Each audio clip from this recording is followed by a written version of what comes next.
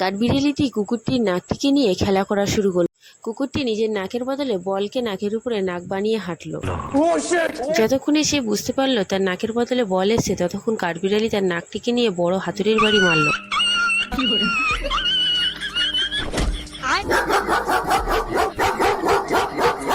কুকুরটি তারপর পালানোর চেষ্টা করলো, কিন্তু শেষ রক্ষা হলো না। কুকুরটি খুব রেগে গেল, কাঠবিড়ালিকে ধরার জন্য তার পিছন পিছন গেল। কিন্তু যে লেজটিকে সে কাঠবিড়ালির লেজ হিসেবে টানছিল সেটা কাঠবিড়ালির লেজ ছিল না।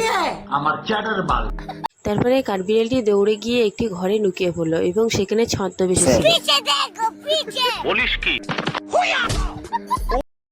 খাটের নিচে রাখা ছিল একটি হেলমেট, তাতে মাথা লেগে কুকুরটির মাথা ফুলে উঠেছে এবং সে হেলমেটের বাড়ি কাঠবিড়ালি আবার মেরে ছুটে পালালো। সে দৌড়ে গিয়ে একটি বক্সের কাছে গিয়ে পৌঁছলো এবং সে তার ভিতর থেকে একের পর এক জিনিস নিয়ে কুকুরকে মারতে শুরু করলো।